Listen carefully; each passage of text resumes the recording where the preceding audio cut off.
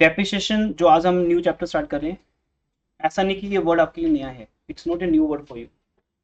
जब हमने डेप्रिसिएशन की बात जर्नल एंट्रीज में की थी, तो डेप्रिसिएशन का मीनिंग क्या था कि जब हम कोई लॉन्ग लाइफ एसेट्स को परचेज करते हैं, लॉन्ग लाइफ मींस जिस एसेट का लाइफ ज़्यादा है, 5 ईयर्स, 10 ईयर्स, 20 ईयर्स। जैसे आपको यहाँ पे जो भी एसेट्स नजर आ रही हैं, इनमें से लॉन्ग लाइफ सबकी नजर आ रही है almost. Furniture long life, projector, AC, screen, mobile, camera, जो भी नजर आ रहा है, ये सब हमारी कौन सी एसेट्स हैं?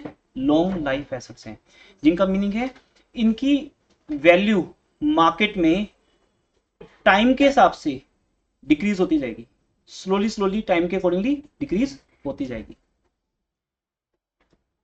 जो चैप्टर हम आज स्टार्ट कर रहे हैं डेप्रिसिएशन, आज हम इसी डिक्रीज के बारे में बात करेंगे बहुत डिटेल में। इस डिक्रीज को हम कैसे रिकॉर्ड करते हैं, कैसे अकाउंट्स बनते हैं, इसकी बात होगी, राइट। डेप्रिसिएशन की जब हमने जर्नल एंट्री पास की थी, जर्नल एंट्री सबने जर्नल चैप्टर कर लिया है, कुछ एक स्टूडेंट अभी कर रहे हैं, जो अभी लेटेस्ट एडमिशन हैं उनके लिए ये बैच ऑन रहता है, जिसको हम रिपीट बैच बोलते हैं। वहां भी ये एंट्री अभी आई नहीं है, इसलिए मैं यहीं पे सिखा देता हूँ 2 मिनट के लिए। जब हम जर्नल एंट्री पास करते हैं डेप्रिसिएशन की, हम डेप्रिसिएशन को क्या मानते हैं बेटा? हम डेप्रिसिएशन को मानते हैं कि डेप्रिसिएशन हमारे लिए एक लॉस है या एक्सपेंस है। हाँ, लॉस और एक्सपेंस में एक डेडलाइन है, बता देता हूँ क्या। दोनों का मीनिंग सेम है, बट एक्सपेंस में कुछ सर्विस मिलती है हमें, उस सर्विस का हम पे करते हैं। बट समटाइम्स कुछ चीज़ों का वैल्यू कम हो रहा है जो आपके लिए एक लॉस है, लेकिन क्या हर एक चीज़ को हम लॉस ही मानेंगे? तब लॉस और एक्सपेंस में डिफरेंस क्या बनेगा? ये तो है एक प्रैक्टिकल डिफरेंस, बट एक और डिफरेंस है। क्या डिफरेंस है वो? लॉस कभी भी प्लान नहीं होता, लॉस हो जाते हैं अनसर्टन होते हैं। जैसे loss by fire, loss by theft, loss by accident, या आपकी बिल्डिंग की वैल्यू कम होगी जब आपने बिल्डिंग को बेचा, जब आपने मशीन को बेचा तो उसकी वैल्यू कम होगी। लेकिन एक्सपेंस कभी भी अनसर्टेन नहीं होता है। ये बहुत ही लिटिल बिट डिफरेंस है, स्टूडेंट्स को नहीं आता होता। We can ask at any further moment interviews के अंदर आपसे कि दोनों में डिफरेंस क्या है। Loss is always unplanned, uncertain, and expense is planned. Suppose जैसे आप बस में ट्रेवल कर रहे हो, आप बस में, ट्रेन में जब ट्रेवल करते हो, डू यू नो कि आपको टिकट परचेज करनी पड़ेगी? जब बस का कंडक्टर आपके पास आया तो आपसे बोला कि टिकट, हम लोग टिकट क्या है? आई डोंट नो कि टिकट आपने लिखा तो है नहीं कहीं, टिकट भी परचेज करनी है, आई डोंट नो। ये तो मुझे लॉस हो गया फिर बस में जाने का, तो ये तो बहुत बड़ा लॉस है कि हमें टिकट भी पे करनी है। लॉस नहीं है, because you know the rule. आपको पता है कि बस में ट्रैवल करने का मीनिंग है हमें पे करना पड़ेगा। आप किसी बिल्डिंग को यूज करते हो, आप क्या पे करते हो? रेंट। तो रेंट आपका लॉस नहीं हुआ, रेंट आपको क्या हुआ? एक्सपेंस हुआ। स्टार्टिंग में जरूर आपको बैड लक गुड लक से शुरू करते हैं, बट फिर जैसे हम आगे बढ़ते हैं मॉडर्न अप्रोच आपके सामने आती है। जो मेन बेस्ट कुछ स्टूडेंट है, मेन बेस्ट स्टूडेंट्स ने 14 चैप्टर्स कर लिए मेरे साथ, तो उन 14 चैप्टर्स में हाई लेवल का थ्योरी भी आ गया है। Accounting principle, accounting terms, principle, standard सब हमने कर लिया है। तो ऑल यू नो नाउ कि एक्सपेंस और लॉस 2 वर्ड्स होते हैं। तो इंटरचेंजेबली हम डेप्रिसिएशन को कभी एक्सपेंस बोल देते हैं, कभी लॉस, पर आगे से हम लॉस नहीं बोलेंगे, हम क्या बोलेंगे? एक्सपेंस। हाँ, लॉस है किसमें? इन the value of assets. You can say depreciation एक लॉस है, बट वो लॉस किसकी वैल्यू में है? Loss in the market value. कौन सी वैल्यू? मार्केट। मेरा मोबाइल आज भी वैल्यू उतने का ही है जितने का मैंने परचेज किया था, बट उसकी मार्केट वैल्यू क्या होगी? कम होगी। तो loss in the market value of an asset is called depreciation. और डेप्रिसिएशन को क्योंकि हम प्लान करते हैं, आई नो जब मैं उस एसेट को यूज करूंगा, किसी भी एसेट को यूज करते हुए मुझे पता है बेटा कि उसकी वैल्यू कम होगी। एसी यूज कर रहे हैं, बिल्डिंग यूज कर रहे हैं, क्लासरूम, मोबाइल, मशीन, कुछ भी हो, वी नो कि जब हम उस एसेट को यूज करेंगे तो उसकी वैल्यू हमेशा क्या होगी? कम होगी। तो ये प्लान हो गया, इसलिए इसको हम क्या बोलेंगे? एक्सपेंस। तो पहले अपनी टर्म को ठीक कर लेते हैं कि आप इसे लॉस कब बोलोगे और एक्सपेंस कब बोलोगे। Loss in the value of an asset, asset की वैल्यू कम हो रही है, वो लॉस है। वो अनसर्टेन है कितनी कम होगी, बट हमें पता है कि हम उसे यूज कर रहे हैं इसलिए कम हो रही है उसकी वैल्यू। तो हमारे बिजनेस के लिए डेप्रिसिएशन एक एक्सपेंस है, जिसके हम एग्जामिनेशन भी पास करते हैं। सी डेप्रिसिएशन की एग्जामिनेशन क्या थी? डेप्रिसिएशन, हाँ, because every expense every loss. ठीक है, आप चाहे जो मर्जी सोच लो, अब सोचने की बात हो तो माइंड में आप लॉस या एक्सपेंस कुछ भी प्लान करो, होगा ये डेबिट ही। Depreciation account debit to that particular asset. से डेप्रिसिएशन लगा मशीन पे, to machine, to machinery account, depreciation account debit to machinery account.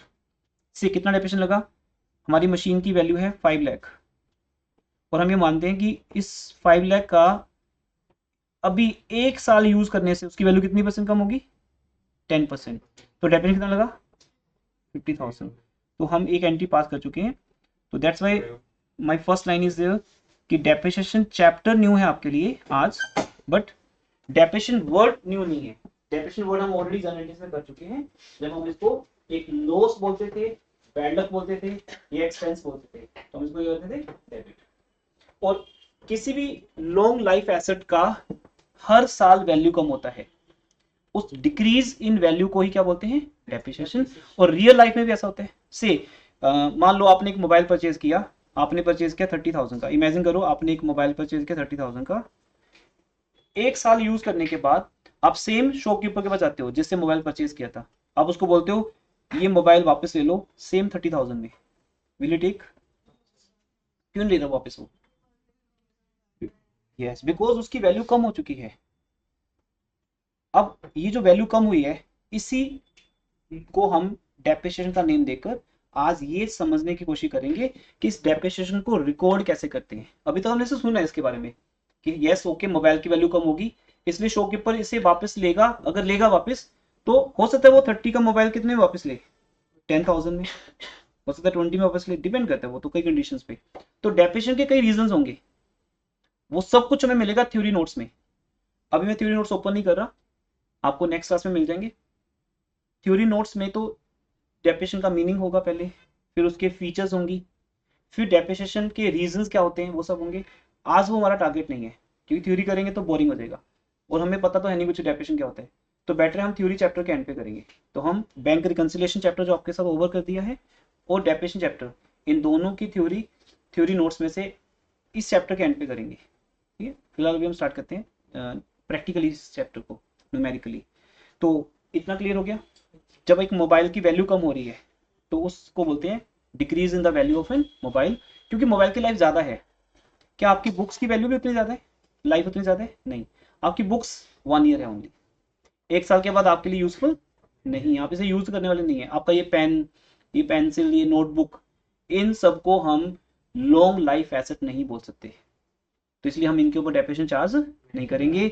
ये आपका टोटल 1 साल का एक्सपेंस है। आपने अगर +1 में 11th क्लास में 10,000 की बुक्स परचेज की, notebooks, books, tuition fees 40-50,000 what ever, ये सब कुछ आपका क्या है, एक्सपेंस है। बट हम किसकी बात कर रहे हैं, किस पे डेप्रिसिएशन चार्ज करते हैं, हम एसेट पे चार्ज करते हैं। कौन सी एसेट? हाँ एसेट, तो ये भी आपकी एसेट्स ही हैं, ये बुक्स नोटबुक्स सब आपकी एसेट्स ही हैं, बट हम किसके ऊपर चार्ज करते हैं? हाँ, यस बेटा बोलो क्या डाउट है? सर गलती से हो गया। ओके, सो जब हम डेप्रिसिएशन चार्ज करेंगे तो हम उसको बुक्स में कैसे शो करेंगे, उसकी अकाउंटिंग ट्रीटमेंट क्या है, प्रेजेंटेशन क्या होती है, उसके क्या क्या मेथड्स हैं, ये सारी आज हम बात करने वाले हैं। ओके, इसके लिए मैं आपको ये समझाने के लिए मैं एक एग्जांपल कोट करता हूँ जिसके थ्रू हम सारी बात आज डिस्कस करेंगे। से जैसे आपकी एज में आप एक स्कूटर परचेज करते हो, से आपने ट्यूशन ज्वाइन की और वहां जाने के लिए आपने एक स्कूटर परचेज किया। स्कूटर परचेज करने से पहले आप क्या करोगे, you will go the showroom, वहां पे आप क्या पूछोगे, उसका प्राइस। और स्कूटर का आपको जो प्राइस बताया जाता है वो होता है ex showroom price, ex showroom price. से उस स्कूटर का एक्स शोरूम प्राइस है 53,000। एक्स शोरूम प्राइस का मीनिंग का याद है किसी को कुछ, कभी समझे इस बात को? कभी गाड़ी परचेज की हो डैड ने या किसी और ने, कभी गए हो आप साथ में, what is ex showroom price? That the price of an asset in the showroom. In the showroom, exactly. Showroom के अंदर जो प्राइस है वो क्या है, एक्स शोरूम प्राइस है। अच्छा बताओ आपको से इस वो जो हम एक एक्टिवा की बात कर रहे हैं, स्कूटर की बात कर रहे हैं मान लो, अब अगर ये एक्टिवा है सपोज, क्या आपको ये एक्टिवा शोरूम के अंदर चलानी है, कहाँ चलानी है आपको? ऑन रोड चलानी है। तो आज हमें ये भी समझना है, ये भी मैंने आपको जनरल से समझाया हुआ है। मैं फिर से रिमाइंड कराता हूँ आपको, जब हम कोई एसेट परचेज करते हैं तो उससे एसोसिएटेड जो एक्सपेंस होते हैं हम उसे भी रिकॉर्ड करते हैं। उसे कैसे रिकॉर्ड करते हैं? उसी एसेट की वैल्यू में ऐड करते हैं जो हम उस टाइम परचेज करते वक्त पे कर रहे हैं। आज वो आपको एग्जांपल मिलेगा, प्रैक्टिकली उस बात को समझेंगे क्योंकि आज स्पेशली उसके वो चैप्टर है। पहली बार ऐसा हुआ है कि जर्नल एंट्रीज में जिसकी बात करते हैं उसके ऊपर एक चैप्टर बन गया। तो डेफिनेशन एक चैप्टर ना आपके लिए। अब क्या हमें शोरूम के अंदर चलानी है? नहीं। कहाँ चलानी है? On road. हाँ, अगर आपको ये घर के अंदर चलानी हो, आपको अपने फार्म हाउस में चलानी हो, आपको अपनी प्राइवेट लोकेशन में चलानी हो, है ना, कुछ भी चलता है प्राइवेट, बड़े बड़े होटल्स हैं, टेम्पल्स हैं, बहुत हैं जहाँ पे लोकेशन के अंदर गाड़ी चलती है। तो टेम्पल में अगर अंदर गाड़ी चलनी है तो हमें और कोई खर्च करने की जरूरत नहीं है। शोरूम से उठाओ, उठा के वहां ले जाओ और वहां चलाओ। तो घर के अंदर चलाओ तो कितने का आपका एक्टिवा? 53। लेकिन अगर आपने अपने फ्रंट यार्ड से बाहर भी निकालना है, स्ट्रीट के अंदर भी, तो आपको गवर्नमेंट को कुछ पे करना पड़ेगा। उसे क्या बोलते हैं? RTO charges. क्या बोलते हैं? हाँ, रजिस्ट्रेशन ट्रांसपोर्ट चार्जेस होते हैं। तो आपको रोड टैक्स, इसको क्या बोलते हैं? Road tax. आपको आरटीओ रोड टैक्स देना होगा। फॉर एग्जांपल आपने ज़्यादा नहीं 2000 रुपीज़ का आरटीओ पे कर दिया, जिसपे आपको एक नंबर मिलता है चंडीगढ़ का, है ना, नंबर प्लेट होती है जो। तो शोरूम के अंदर जो एक्टिवा है उसमें नंबर प्लेट नहीं लगी होती। फिर जब आप 2000 पे करते हो, मैं बहुत सिंपल से एग्जाम्पल ले रहा हूँ, ज़्यादा होती है वैसे अमाउंट ही। जब आप 2000 पे करते हो तो आपको चंडीगढ़ का एक नंबर मिल जाता है, उसी को बोलता है रोड टैक्स। आपने चंडीगढ़ का रोड टैक्स दिया तो चंडीगढ़ का नंबर मिलेगा, अगर आपने पंजाब का रोड टैक्स दिया तो पंजाब का नंबर मिलेगा। तो आपकी रजिस्ट्रेशन भी उसी जगह की होती है, उसी स्टेट की होती है। इसलिए जब हम मार्केट देखते हैं तो कोई पंजाब की गाड़ी है, कोई हरियाणा, HR PB CH, वहां से पहचान भी आती है।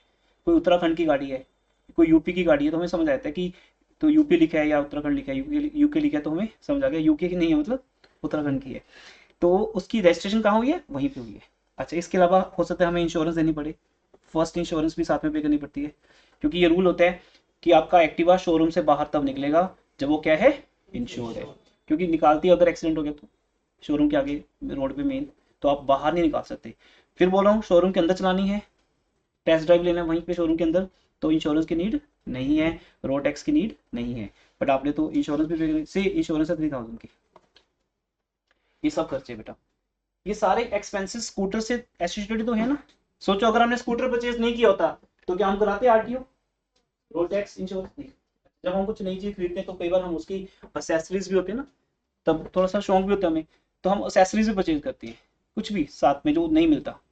साइड स्टैंड हो सकता है, सीट कवर हो सकता है, कुछ भी ऐसा, हेलमेट हो सकता है, हम एक्सेसरीज भी परचेज करते हैं। तो से आपने वो भी परचेज कर ली। इवन साइकिल की भी एक्सेसरीज आती है, वो भी हम परचेज करते हैं। तो से आपने एक्सेसरीज परचेज की से 2000 की, तो कितना हो गया ये? ऐड करो, कितना हो गया? 60,000। अब आप यही तो बोलोगे ना कि मैंने एक एक्टिवा, एक स्कूटर परचेज किया है नया, कितने का? आप ये बोलोगे 53 का?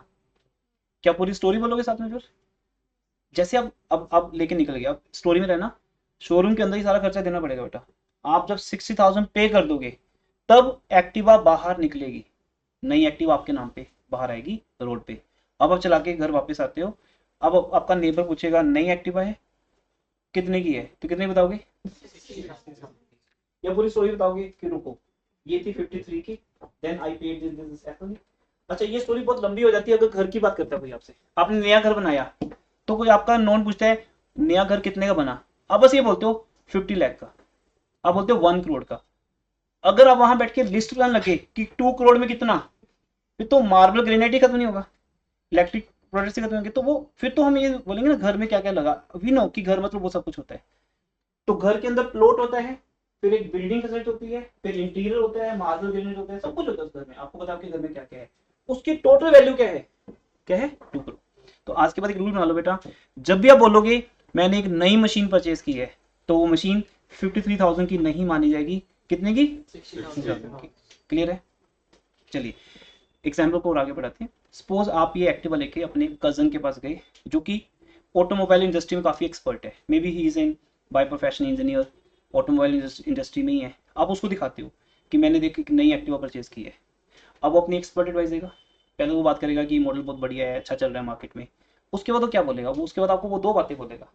वो 2 बातें सुनते ही आपका ये चैप्टर स्टार्ट हो जाएगा, आपको समझ आ जाएगा डेप्रिसिएशन चार्ज कैसे होता है, ये कैसे कैलकुलेट करते हैं। सबसे पहले वो क्या बोलने वाला है। अच्छा ये बताओ एक चीज और, कि जो हम बोलते हैं एक्टिवा की वैल्यू कम होगी, क्या वो एक दिन में कम हो जाएगी, एकदम से कम होगी? शोरूम से बाहर हाँ, शोरूम से बाहर निकलती कम हो जाएगी। मान लो आपने शोरूम से, अच्छा हम घर नहीं पहुंचते अभी, शोरूम से बाहर निकले, अभी टर्न तक गए, मूड चेंज हो गया कि ये मॉडल तो अच्छा नहीं इतना, वापस यू टर्न ले लो, वापस जाओ शोरूम में कि एक्टिवा वापस करनी है हमें। अभी चली कितनी है बेटा, 100 मीटर, 100 मीटर, कुछ भी नहीं, शोरूम की स्ट्रीट से बाहर भी नहीं गए हम, क्या वो अब आपका 60 वापस ले लेगा? बोले सर अब ये तो पुराना हो गया, 2 मिनट चला लिया अब आपने, शोरूम के अंदर है नया, शोरूम के बाहर निकालते ही क्या हो गया, पुराना हो गया। जैसे आप टेस्ट ड्राइव वाला व्हीकल नहीं परचेज करते, अब तो मुझे ब्रांड न्यू दो भी, ये तो टेस्ट ड्राइव में यूज करते हो आप, ये तो पुराना है ना। तो ऐसे ही वो भी आपके स्कूटर को क्या मानेंगे, अब पुराना हो सकता है। अब आपसे कितने वापस लें, 58 का, 55 का, बट वो आपको 60,000 तो नहीं देने वाले बेटा। इसे मोबाइल परचेज करने के 1 आवर के बाद ही वापस पहुंच जाओगे शॉपकीपर के पास कि ये मुझे मोबाइल वापस करना है, बोलेगा सर अब तो बॉक्स ओपन हो गया, बॉक्स ओपन हो गया, आपने सिम भी डाल लिया, आपने ओपन भी कर लिया, अब ये तो मोबाइल पुराना है, ठीक है ज़्यादा पुराना नहीं हुआ बट पुराना तो है। वो बिना मतलब के 2-4 हज़ार आपके कम कर देगा, बोलेगा ठीक है रख दो, नया ले लो, हम किसी और को भेज देंगे, बट वैल्यू तो कम होगी। तो यार के बेटा डेप्रिसिएशन डे वाइज लगता है, एवरी मोमेंट लगता है, एवरी आवर लगता है। 1 घंटे के बाद भी 50 लाख की कार 50 लाख की नहीं रहती, 1 लाख रुपए उसकी वैल्यू कम हो जाती है। तो इसमें डेप्रिसिएशन डेली लगता है ठीक है, लग रहा है डेली, पर मैं बात कर रहा हूँ कि हम क्या डेली कैलकुलेट करते हैं डेप्रिसिएशन, बस ये बताइए। लगता डेली है, रोज लगता है, पर हम रोज कैलकुलेट नहीं करते, हम डेप्रिसिएशन कैलकुलेट करते हैं 1 साल के बाद। इस पॉइंट पे बाद में आएंगे, अभी हम उस कजन की बात कर रहे हैं, वहां पहुंच गए सीन में। अब आपका कजन आपको 2 बातें बताएगा, वो बोलेगा कि ये जो एक्टिवा है, ये जो मॉडल आपने परचेज की है, ये बहुत बढ़िया है, और नॉर्मली जितने भी लोगों ने आज तक इसको चलाया है उनका फीडबैक ये है कि इस एक्टिवा की लाइफ कितनी है, 10 ईयर्स, 10 ईयर्स की लाइफ है। मगर इसको अगर आपने ठीक ठाक चलाना हो, 10 साल तक ये एक्टिवा कहीं नहीं जाती, बड़ी चलेगी, कोई खराब भी नहीं होगी जल्दी। हाँ 10 साल के, अब लोग 10 साल के बाद क्या होगा, क्या गायब हो जाएगी, क्या होगा 10 साल के बाद, मेल्ट हो जाएगी, खराब होना शुरू हो जाएगी, रुकना शुरू हो जाएगी, बंद हो जाएगी, आपको वापस बार बार बुलाना पड़ेगा, एक्टिवा खराब होगी, मुझे लेके जाओ, यहाँ पे रोड पे खड़े हो जाओगे एकदम से आप, वो वाली परेशानी आनी शुरू हो जाएगी। तो एक प्रैक्टिस होती है आमतौर पर लोगों की कि गाड़ी 5 साल के बाद चेंज कर देते हैं 4 व्हीलर, और एक्टिवा 10 साल के बाद चेंज करना ही चाहिए, क्योंकि 10 साल के बाद ये परेशान ही करेगी आपको, ये खराब होना शुरू हो जाएगी। तो एक्टिवा की लाइफ कितनी मान ली, 10 साल। क्या ये 10 साल एग्जैक्ट लाइफ है, एक्सपेक्टेड, आपके चलाने पे डिपेंड है ना। हो सकता है 15 ईयर चला लो बढ़िया, हो सकता है 10 साल के हर 3 साल में खत्म, आपके चलाने पे है कि 3 साल में खत्म कर दिया आपने। तो एक्सपेक्टेड लाइफ होती है नॉर्मली, जनरली पब्लिक का ओपिनियन होता है, या एक इंजीनियर लाइफ निकालते हैं 10 साल। क्लियर हो गया? अच्छा ये बताओ, क्या 10 साल के बाद ये एक्टिवा की वैल्यू 0 हो जाएगी? यस सर, कैसे? हो जाएगा वो नहीं, सर, डेप्रिसिएशन बाद 10 साल लगेगी। आपको मैं बता दूं बेटा, एक्टिवा का साइज सेम रहने वाला है, 2 टायर होंगे, इंजन होगा, एक्टिवा होगी, सेम होगी। सर हमारी बुक्स में तो वैल्यू नहीं होगी, नहीं होगा, वैल्यू 0 नहीं होगी। वो स्कूल में सुना होगा आपने, इसलिए बोल रहे हो, या वैसे एडवांस कहीं सुना होगा। डेप्रिसिएशन लगेगा नो, बट कभी भी आपकी एसेट की वैल्यू 0 नहीं होती। ये इंडिया है बेटा, इंडिया में तो हर चीज का स्क्रैप है, डेड बॉडी बिकती है यहाँ तो। ये तो एक्टिवा है, ये तो बना ही स्क्रैप के लिए है, स्क्रैप होगा इसका एक। एक्टिवा बिल्कुल खराब, मान लो खराब होगी, बिल्कुल खराब होगी, किससे स्टार्ट ही नहीं होती, खत्म है बिल्कुल एक्टिवा। रिपेयर करने वाले बोल दिया भाई रिपेयर नहीं होगी इसकी, अब खराब है, बेच दो, फेंक दो, तो भी बेटा फ्री में तो फेंकोगे नहीं। आप किसी स्क्रैपर को फोन करो कि आजा एक्टिवा उठा के ले जा, वो संडे घूमते हैं ना स्क्रैपर्स, वो आपके घर आएगा, बोलेगा ठीक है जी ये एक्टिवा 1000 की ले रहा हूँ मैं, आपको मिलेगी वैल्यू। क्यों? एक्टिवा के अंदर आयरन है, स्टील है, प्लास्टिक है, जिसकी वैल्यू इंडिया में होती है, जिसको बोलते हैं स्क्रैप वैल्यू। इवन आपके न्यूज़पेपर की भी स्क्रैप वैल्यू है, जिससे तुम बेचते हो बाद में, है ना। एवरीवन कैन सेल, कभी नहीं कहोगे कि सर हमने न्यूज़पेपर कभी बेचा ही नहीं है, ये ऐसा काम नहीं करते हम। सेल करते हो आप, जो भी न्यूज़पेपर आपके पास आता है 1 मंथ के बाद एक स्क्रैपर फिक्स कर दिया हमने कि भैया आ जाया करो, ले जाया करो इसको, हमारे से काम करो। तो हर चीज की मार्केट में स्क्रैप वैल्यू है, पेपर, प्लास्टिक, वटेवर। तो मेरी एग्जांपल में मान लेते हैं, आपके उस एक्सपर्ट कजन ने बोला कि इस एक्टिवा की 10 साल के बाद भी, क्योंकि बहुत अच्छा मॉडल है, आपको इसकी 10,000 प्राइस मिल जाएगी। आज भी जो एक्चुअल एक्टिवा स्कूटर है ना, उसकी आज भी रीसेल वैल्यू है बेटा। अगर आपके साथ 10 साल पुराना भी हो ना तो भी बिकेगा, क्योंकि अच्छी बिल्ड है, वो अच्छी कंपनी का है। तो प्रोडक्ट पे डिपेंड करता है कि वो कितने में जाएगा। से अब एक्चुअल में ना कि कितनी वैल्यू है, मैं जस्ट एग्जांपल दे रहा हूँ। से 10 साल इसकी लाइफ है और 10 साल के बाद ये कितने का सेल होगा, 10,000 का। अब मेरा सिंपल सा क्वेश्चन है, उसका आंसर देखो, कितना डेप्रिसिएशन लगा 5,000 बेटा, एडवांस में मत चलो आप। कितना डेप्रिसिएशन लगा 50,000, क्योंकि 60,000 का हमने परचेज किया था। पहले तो ये बोलना भूल जाओ कि हम बोलेंगे 53 का, ये भी तो खर्च हुआ है हमारा। तो इट मीन अब आप यहां तक का सीन तो भूल जाओ, ये तो जिस दिन हमने खर्च किया था उस दिन किया था। तो कभी भी एक्टिवा की शोरूम प्राइस नहीं लेनी, परचेज प्राइस लेनी, जितना हमने पेमेंट किया उसके ऊपर at the time of purchase. Purchase करते वक्त हम जो जो भी उसमें डलवा देंगे, जो जो भी इंश्योरेंस करवा देंगे, खर्च कर देंगे, वो उसकी वैल्यू को बढ़ा देगा। तो इसमें जितनी की आपने एक्टिवा परचेज की थी वो है 60,000 की।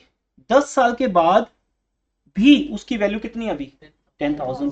तो डेप्रिसिएशन का मीनिंग हमने क्या लिया ऊपर बेटा, it is a loss in the market value of an asset. तो मार्केट वैल्यू 60,000 थोड़ी कम हुई, 60,000 की एक्टिवा कितनी रहेगी, 10 की। इट मीन कितनी वैल्यू कम हुई। इस 50,000 को हम क्या बोलेंगे, टोटल डेप्रिसिएशन। क्या बोलेंगे, टोटल डेप्रिसिएशन ऑफ कितनी ईयर्स का, 10 ईयर्स। अब एक लेमन क्वेश्चन है कि अगर 10 साल में 50,000 डेप्रिसिएशन लगा तो बताओ एक साल का कितना है, ये 5,000 आंसर है एक साल का। अब हम बात करते हैं एक साल पे क्यों आए हम। आपके कजन से आपको 3 बातें समझ आई, वो क्या क्या, ये टोटल एग्जाम्पल से 3 बातें समझ आई। नंबर 1 मैं फिर रिपीट कर दूं क्योंकि फिर हम इससे बाहर आ जाएंगे। पहला, हम जब बोलेंगे प्राइस मशीन की, तो मशीन की परचेज प्राइस नहीं लेंगे, हम लेंगे, अगर मैं बुक्स के हिसाब से बोलूं अकाउंट्स के अंदर क्या बोलते हैं उसको, एक्विजिशन प्राइस। क्या बोलते हैं, एक्विजिशन प्राइस। उस एक्विजिशन प्राइस का मतलब होता है परचेज प्राइस भी उसके अंदर है, और उसको हम जब परचेज कर रहे हैं तो उसको यूज करने तक के जितने भी खर्चे हैं, कहां तक के, यूज करने तक के। अब आपने देखो शोरूम के अंदर ही क्या बोला, इसका इंश्योरेंस कर दो, अभी यूज करना स्टार्ट नहीं किया, इसका रोड टैक्स पे कर दो, मुझे नंबर प्लेट दे दो, इस पे सीट कवर लगा दो, इस पे स्टैंड लगा दो, वट सर आपने बोल दिया, ठीक है, इसके व्हील निकाल के अलॉय व्हील डाल दो, कुछ भी है, मतलब आपने जो करना कर लो। 60,000 की एक्टिवा पे 1 लाख का नंबर लगा लो, उसमें क्या जाता है, CH0001, ये 1 लाख का नंबर एक्टिवा पे लगा सकते हो। तो आपकी एक्टिवा कितनी हो जाएगी, 1,60,000 की। जो तुम खर्चा करोगे बेटा वहां बैठ के शोरूम के अंदर, एक्टिवा स्टार्ट करने से पहले, वो सारे एक्सपेंस होंगे, उनको बोलते हैं एसोसिएटेड एक्सपेंसेस, और वो मशीन की प्राइस में ऐड होंगे। बट ये बताओ बेटा, जो दूसरे एक्सपेंस होते हैं उनको बोलते हैं रेकरिंग। क्या बोलते हैं, रेकरिंग। हमारे अकाउंट्स में ये 2 वर्ड्स बड़े फेमस हैं, रेकरिंग एंड नो रेकरिंग। जैसे भी हमारा बीकॉम का बैच स्टार्ट हुआ है, लेटेस्ट सेमेस्टर 1 का बैच होता है, जो बहुत इंपॉर्टेंट है हमारे लिए आफ्टर 12th जब आप आते हो। तो सेमेस्टर 1 में एक चैप्टर आता है, उसमें ये 2 वर्ड यूज होते हैं, recurring and no recurring. Recurring होते हैं जो बार बार खर्च होता है, बार बार खर्च करते हैं। तो बताओ एक्टिवा पे बार बार कौन सा खर्च होगा, पेट्रोल, पेट्रोल, या अब you can say repair something, maintenance, service, yes, और एवरी ईयर की इंश्योरेंस। फर्स्ट इंश्योरेंस की बात नहीं कर रहा, फर्स्ट इंश्योरेंस उस दिन होगी जिस दिन हमने एक्टिवा परचेज की। अब आपको हर 3 मंथ्स के बाद उसकी क्या करानी है, सर्विस। आपको हर एवरी ईयर क्या करानी है, इंश्योरेंस। फिर बीच बीच में एक्टिवा खराब भी हो जाते हैं कभी, तो हम उसकी कोई भी रिपेयर करवाते हैं, मेंटेनेंस कराते हैं, चलो ये सब भूल जाते हैं। पेट्रोल तो समझ आता है सबको। अब मान लो आपने एक्टिवा बहुत चलाई 1 साल में, आपने उसमें 20,000 का तो पेट्रोल डलवा दिया, आप क्या बोलोगे, सर मेरी एक्टिवा होगी अब 60 + 20 80,000 की। ऐसा हो गया, क्या पेट्रोल डलता जाएगा, एक्टिवा वैल्यू बढ़ती जाएगी, कहाँ है वो पेट्रोल, देखो ना कहाँ है। मैं ले लेता हूँ, अगर उस एक्टिवा में 20,000 का पेट्रोल है आपका अभी भी, तो आई कैन परचेज। बट आपको पता है उल्टा वैल्यू कम होगी, क्योंकि जितनी ज्यादा चलाओगे एक्टिवा उतनी वैल्यू कम हो, उल्टा। तो petrol is a recurring cost. क्या बोलते हैं इसको, सिंपल एग्जांपल के थ्रू हमें कॉन्सेप्ट समझना होता है। इससे मैं आपकी सिर्फ कॉमन सेंस क्रिएट, कई बार हम बोलते हैं ना आपको CCC, तो कैलकुलेशन समझ आती है आपको, हम आपकी कैलकुलेशन स्ट्रॉन्ग करते हैं, कॉन्सेप्ट समझाते हैं। बट ये सी क्या है, कॉमन सेंस क्या है, यही कॉमन सेंस है। जब मैं आपको एक स्टोरी सुनाता हूँ तो आपकी क्या क्रिएट होती है, कॉमन सेंस। जबकि डेफिनेशन स्टार्ट होता है थ्योरी से, फॉर्मूला से, वहां से स्टार्ट करने का कोई लॉजिक नहीं है। पहले कॉमन सेंस क्रिएट करो कि डेफिनेशन होता क्या है। क्लियर हो गया? जो हम इसके बाद खर्च करेंगे, किसके बाद? एक्टिवा स्टार्ट करने के बाद। तो बहुत ही लीनियर डिफरेंस है। एक्टिवा स्टार्ट करने तक का जो एक्सपेंस है वो एक्टिवा की वैल्यू में प्लस होगा, उससे टोटल प्राइस आएगी। स्टार्ट करते ही अगर आप बैठ के चलाने लगे और फिर उसमें जो भी खर्चा आया, चाहे खराब होगी, टूट गई, पेट्रोल वट, वो एक्सपेंस काउंट नहीं होगा। उससे बोलते हैं रैकरिंग, वो तो हर साल होना है, पूरी लाइफ होना है, 10 साल होना है, तो उसे हम एक्टिवा की वैल्यू में ऐड नहीं करेंगे, उसे हम अपना नॉर्मल एक्सपेंस मानेंगे, नोट द एक्टिवा मशीन का एक्सपेंस नहीं है। ठीक है, क्लियर? अब यहाँ से मैं 3 बातें समझ आई। नंबर 1 समझ आ गई आपको कि जब भी हम मशीन की वैल्यू निकालेंगे इस चैप्टर में या कभी भी लाइफ में, अकाउंट्स तो हमेशा यूनिवर्सल रहेगी। आप कहीं भी जाएंगे किसी क्लास में, प्राइस मतलब सारे एक्सपेंस ऐड करने के बाद जो सेम डे किए जाते हैं, याद ना? कहाँ? Same day. सेम डे का मतलब 24 आवर्स नहीं, सेम डे मतलब जब तक आप मशीन चलाना स्टार्ट नहीं करें। जैसे मैंने एसी परचेज किया बेटा, तो एसी भी बॉक्स में पड़ा है, तो जब तक एसी इंस्टॉल नहीं हो जाता, इंस्टॉल होने के बाद जब मैं उसको ऑन करता हूँ, ऑन करके कूलिंग स्टार्ट होती है, बस वहां तक का सारा खर्चा क्या है, उस एसी की वैल्यू में ऐड होगा। अब ऑन होने के 10 मिनट बाद खराब हो गया, फिर जो मर्जी हो जाए, फिर वो खर्चा एसी की वैल्यू में ऐड नहीं होगा। पहला क्लियर है पॉइंट? आ जाए इससे बाहर, फुल चैप्टर में दोबारा बात नहीं करेंगे। आपको डाउट हुआ तो मैं बात करूंगा, कोई प्रॉब्लम नहीं। नंबर 2, अब डेप्रिसिएशन कितना होगा ये अगली 2 बातों पे डिपेंड है। एक, उस एसेट की एक्सपेक्टेड लाइफ क्या है। मैंने एक्सपेक्टेड बोला है because there is no astrologer, there is no ऐसा कि आपको पहले बताया कि 10 साल 12 साल, है ना? एक नॉर्मल लाइफ होती है, एक्सपेक्टेड लाइफ। ठीक है, आज तक के एक्सपीरियंस से बताते हैं कोई भी कि 10 साल कहीं नहीं जाती। एक्सपेक्टेड लाइफ इज 10 ईयर्स, इसको बोलते हैं एक्सपेक्टेड लाइफ। और सेकंड बेटा जो सबसे इंपॉर्टेंट है वो है ये वाली वैल्यू, इसे बोलते हैं रीसेल वैल्यू। क्या बोलते हैं? Resale value. जब हम कोई गाड़ी खरीदते हैं ना, एक्टिवा छोटी सी चीज है ना, जब हम कोई गाड़ी खरीदते हैं तो ये बड़ी इंपॉर्टेंट होती है बात, रीसेल वैल्यू क्या है। हमारी इंडिया में मारुति की डिमांड ज्यादा क्यों है? क्योंकि मारुति की रीसेल वैल्यू सबसे ज्यादा है, सबसे ज्यादा है। रीसेल वैल्यू बड़ी इंपॉर्टेंट है। डीजल इंजन की रीसेल वैल्यू बहुत कम है, पेट्रोल इंजन की रीसेल वैल्यू ज्यादा है, इसलिए पेट्रोल कार ज्यादा बिकती है, डीजल कार कम बिकती है। तो resale value is very important, क्योंकि आप चाहे कार को 10 साल चलाओ या 15 साल चलाओ, जैसे आपने बोला जीरो नहीं होगी बेटा। 15 साल के बाद अगर स्क्रैप भी हो जाए गाड़ी, हम बोलते खटारा है, खड़ी है, स्टार्ट भी नहीं होती, धक्का मार के स्टार्ट होती है, तब भी उसकी वैल्यू है, तभी 30-40 हजार मिल ही जाएंगे आपको उसके। That is called scrap value, जिसको हम नॉर्मल लाइफ में क्या बोलते हैं? Resale value. और अकाउंट्स में 3 नाम है इसके, 3 नाम सुन लीजिए ध्यान से। फर्स्ट है स्क्रैप वैल्यू। क्या है? Scrap value. कुछ लिखने की जरूरत नहीं, आपको नोट्स मिलेंगे, मैं आज आपको दिखा दूंगा, नेक्स्ट क्लास में प्रिंट आउट निकाल लेंगे। कुछ थोड़ा रेनोवेशन वर्क चल रहा है, हमने कुछ चीज़ों को बंद किया हुआ है अभी।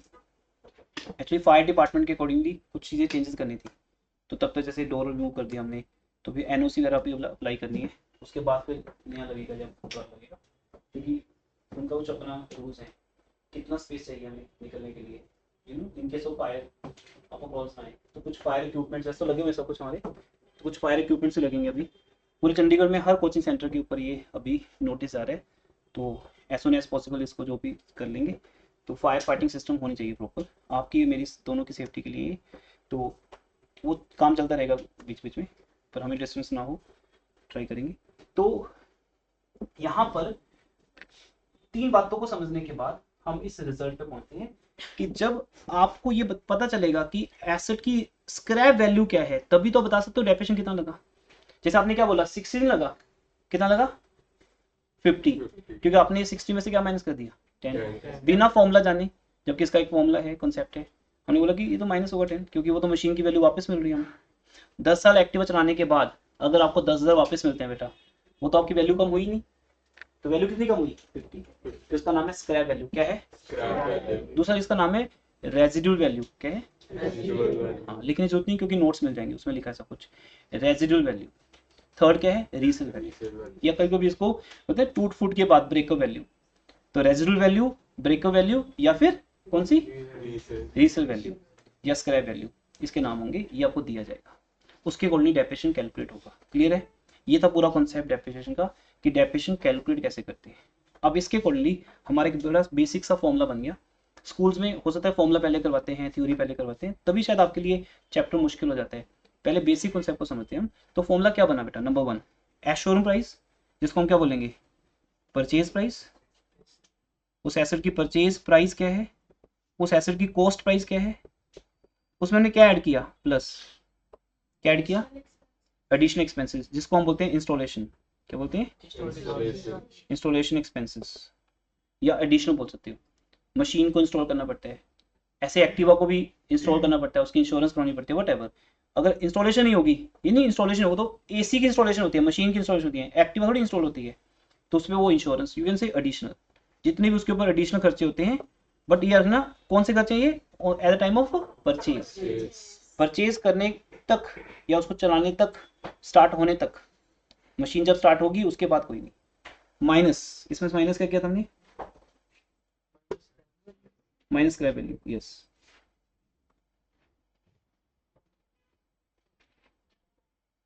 माइनस स्क्रैप वैल्यू, जिसका नाम स्क्रैप वैल्यू भी है, रीसेल भी है, रेजिडुअल वैल्यू भी है। स्क्रैप वैल्यू ज़्यादा चलता है नेम, और इन सबको डिवाइड कर लिया हमने किससे, लाइफ ईयर्स के साथ, किससे, लाइफ ईयर्स के साथ।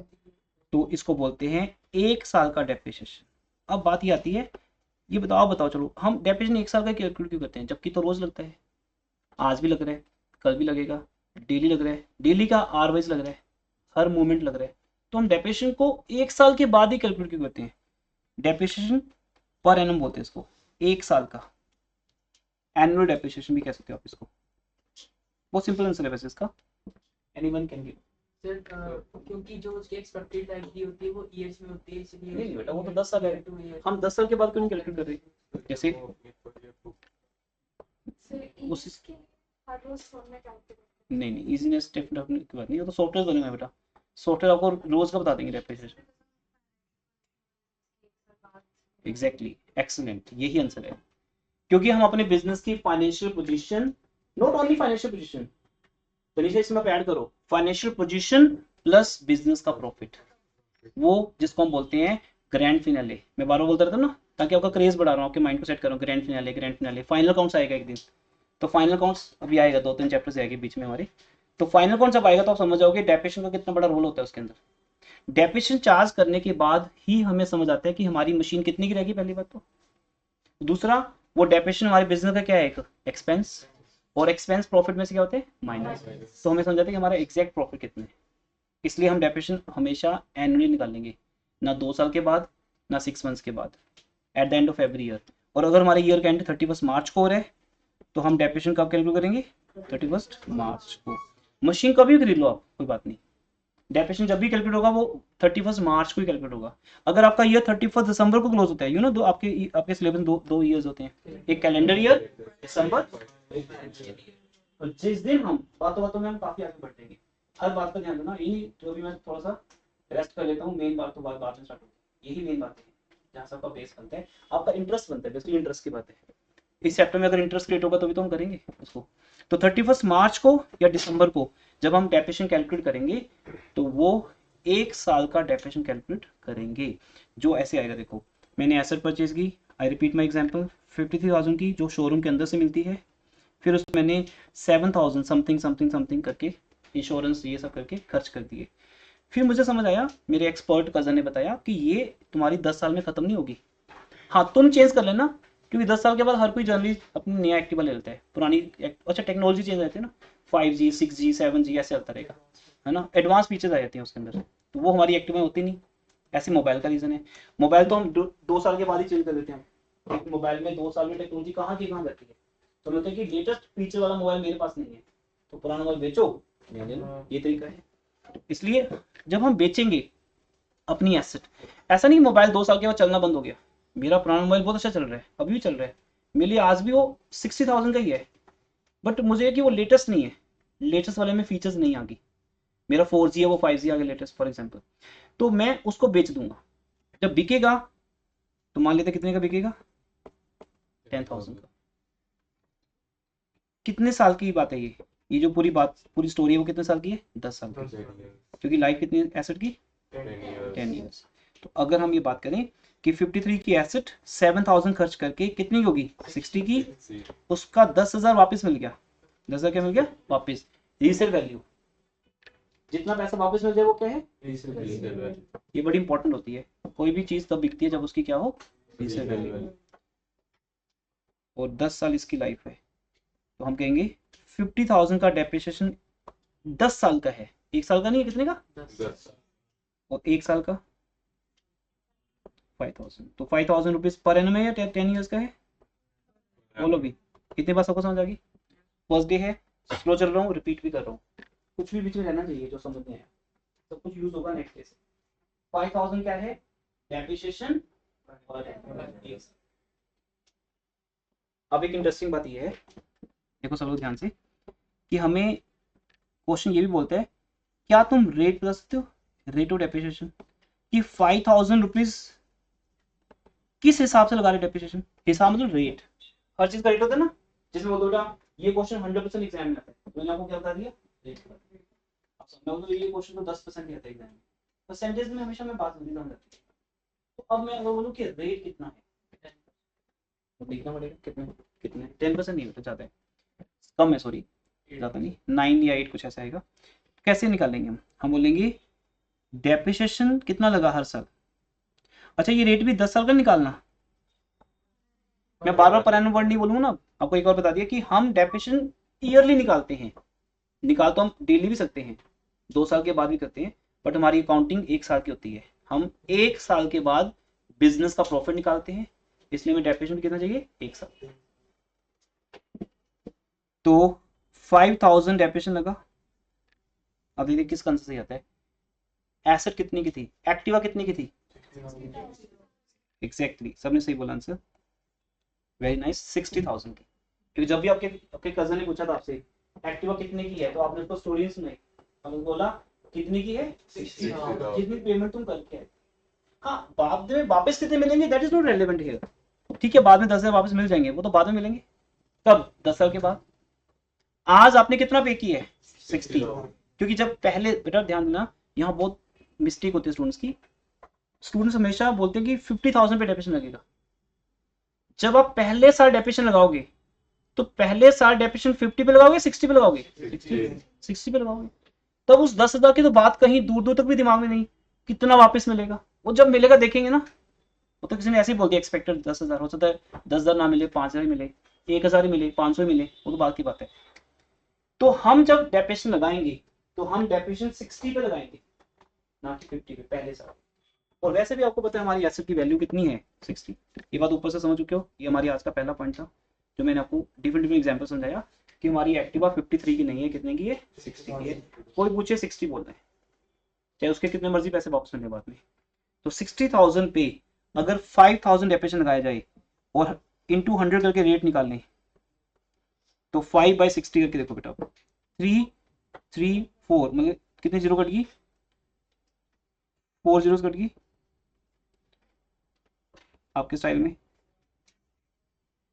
50/60 तो कितने में रेट आएगा 8.3, चलो 3 मान लेते हैं, 8.3% फॉर एग्जाम्पल, तो ये क्या निकाले हमने रेट, वैसे क्वेश्चन में दिया जाता है रेट, बट जो शॉर्ट क्वेश्चन होता है ना 1 मार्कर 2 मार्कर, उनमें ये रेट निकालने के क्वेश्चन होते हैं, जैसे जब आपका टेस्ट होगा, जब हम वर्कशीट करेंगे या फिर हम बुक के क्वेश्चन करोगे जब आप, तो फर्स्ट क्वेश्चन ये होगा कि डेप्रिसिएशन भी तुमने कैलकुलेट करना है, दैट इज 5,000 पर एनम, और उसका रेट भी आपको कैलकुलेट करना है, स्टार्टिंग में 1-2 क्वेश्चन में बस, जब मेन क्वेश्चन आएंगे वहां आपको रेट दिया जाएगा, ये रेट आपको दिया जाएगा 8%, 9%, 10%, 20%, वट है, इतना समझ गए सब, कुछ तो डेफिनेशन कॉन्सेप्ट समझ आ गया होगा कि जब हम चार्ज करते हैं तो कब करते हैं ईयर के कैलकुलेट करने के लिए 3 फैक्टर्स काम आते हैं, sorry 4 factors, cost price showroom के अंदर की, additional expenses, scrap value and expected life, उसके अकॉर्डिंगली हमें ये डिसाइड होता है 1 साल का डेप्रिसिएशन कितना, 1 साल का क्यों, क्योंकि अकाउंटिंग एनुअली होती है, अगर हमारे अकाउंट 6 मंथ्स के बाद बनते तो हम 6 मंथ्स का निकाल देते, अगर हमारे अकाउंट 2 साल के बाद बनते, आपका भी तो रिजल्ट 1 साल के बाद देता है ना, आपका 11th का रिजल्ट आएगा तो आप 12th में जाओगे, ये तो 2 साल के पेपर इकट्ठे भी हो सकते हैं, आपका एजुकेशन सिस्टम भी 1 साल का है एनुअली, एनुअल एग्जाम रिजल्ट एक ही बार आता है उसका, ऐसे हम डेप्रिसिएशन भी एक ही बार निकाल लेंगे, क्लियर है, चलिए आगे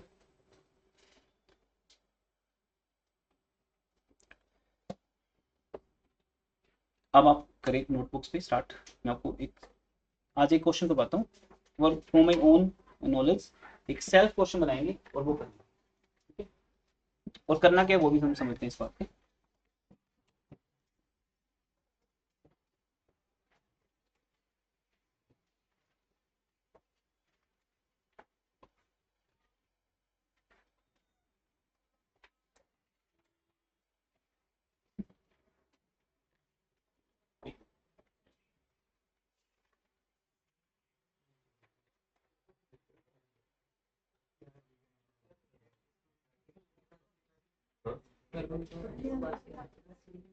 यहाँ पे बहुत ध्यान रहेगा वो देख जरूर ऐसे की परीक्षा मैं तो आपकी हो गया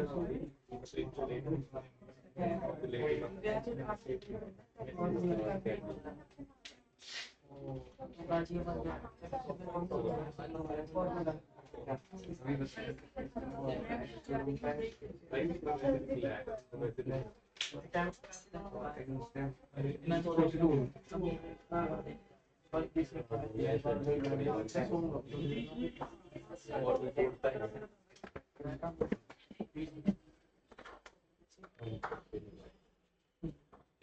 तो ये आज का मैं 1 slot as a recording close कर रहा हूँ। आज की रिकॉर्डिंग रहेगी 1.1 ऐप के ऊपर।